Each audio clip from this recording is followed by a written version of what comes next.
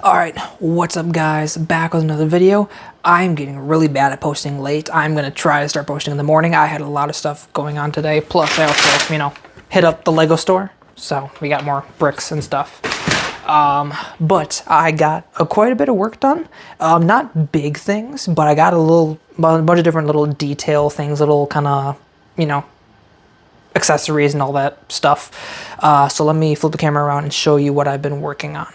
Alright, first thing. So I'm just going to go over, these are some of the stuff that I built last time. But first I want to address a question I had about this. So this is actually, it is quite solid. Like I can pick it up and handle it without it falling out, and it's solid. It was extremely loose before. I had to figure out a way to make everything stick together properly. And if you can see, there's a small gap right there. Basically what I did, I just stuck one of these like lightsaber rod pieces things right into it. And what it does is it pushes all of the cheese slopes into each other, kind of, tightening them up. So it just makes it a lot more solid. So that's how I did that. So if you ever want to build something like this, just try to figure out a way to, I guess, secure everything else around it, because it'll just lock up and it'll be fine. Targets, I built duplicates. So I got 2 targets now. I got 2 dummies now, 2 more bow racks, and 2 more sword racks. So again, very simple designs. I'm very happy with how these turned out. The dummies, they're pretty basic. I might want to change them around later, but for the moment, these are working just fine. And I'm very, very happy with these bow racks and sword racks, because they just work phenomenally. I didn't want to use clips, because it just seems kind of, I don't know, clunky, and you can't double stack. You can't, have multiple stacks. So I just used these panhandle pieces to slide all these on. But now to get into the new stuff. I've built a rack for these long swords right over here. So also using these panhandle pieces, I built a little kind of staggered rack over here. So instead of having them vertical, these are all going to be on the sides. I tried to figure out a lot of different ways to make it stand up straight, but none of them looked good and things just fell off too easily.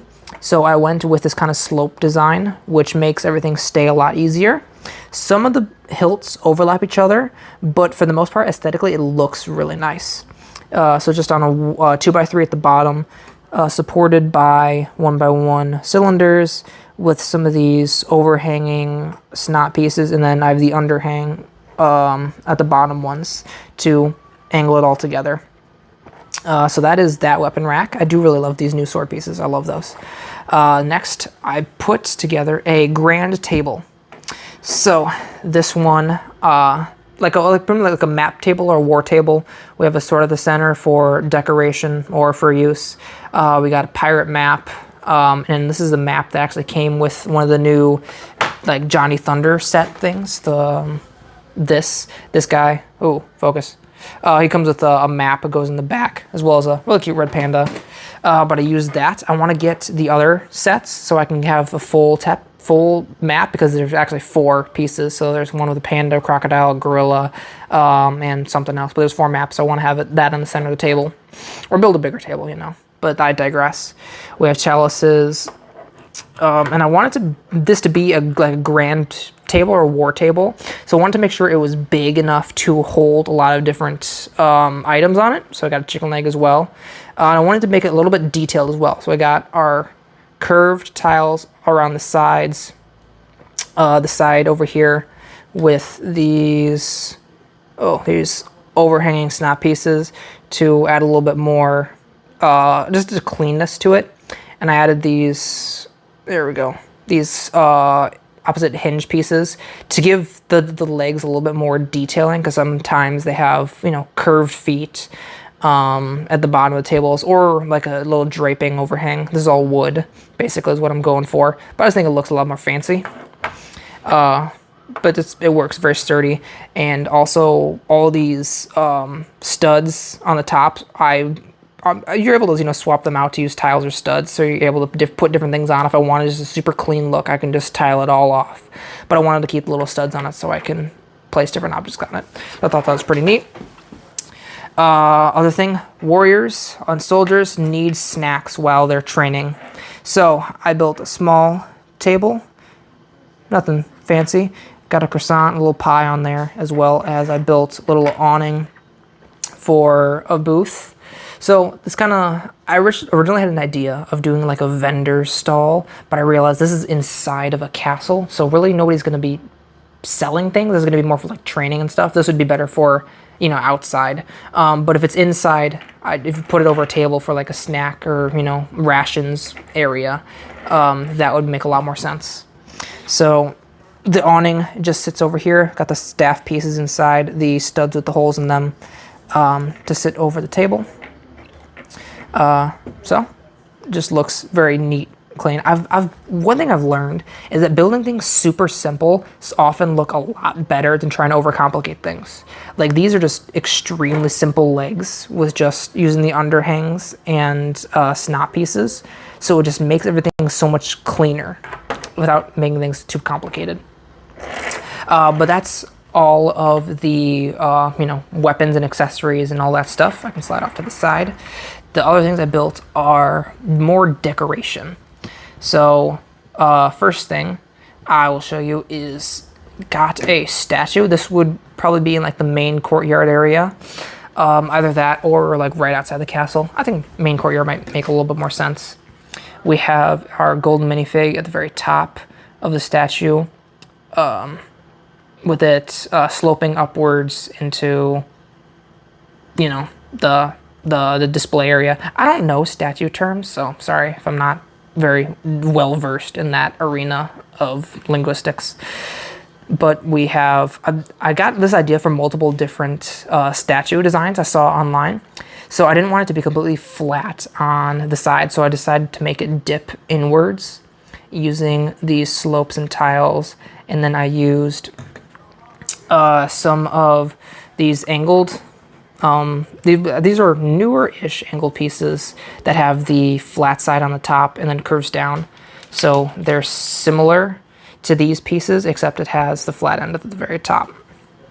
So I put that in there to create a little bit more slope, and then making the circle bottom it just cleaned everything up. It just makes it super slick. It's very clean. I just like a very simple, cool design like that. Now this design I basically just ripped off of another picture. They didn't have this power energy blast piece. I added that because it looks like a fountain at the very top, which I like, really cool. But this is a really simple design. I didn't have the macaroni tiles to put on top. This is one pieces that I don't have. I want to get some of those. But this is very simple. You have the dish here with a chalice and then a smaller dish on top, with two of these column 2x2 cylinders. Very simple. And I do really like this design. I don't know why there's a sword over here. Don't worry about that. But one of the design elements that I wanted to incorporate with this that I noticed, this wasn't planned initially, but I figured out it would be really cool, because my castle is going to have a little, you know, cave with the inner dungeon area eventually. I can make a secret entrance to it by lifting off this and going through this kind of manhole cover-ish kind of shape. So I thought that was pretty neat. So this just drops in here, just like so. So nice little secret entrance to enter the dungeon from within the castle. You don't have to always go through the outside hill cave area over there. So I thought that was pretty interesting. I don't know if I'm gonna follow through with making this a secret entrance, but I thought it was cool. Next we have our fountain right over here. All right, so we have curves off into slopes at the top. We have a little fish statue figurehead thing with some little frog guys, golden frogs, other little details. Just a little fountain. I wish I had some like fountain, like curved trans blue pieces, but all I had was a bunch of lightsaber pieces, and some trans blue cones and stuff like that. I don't have very many of those pieces, and I'm trying to figure that out.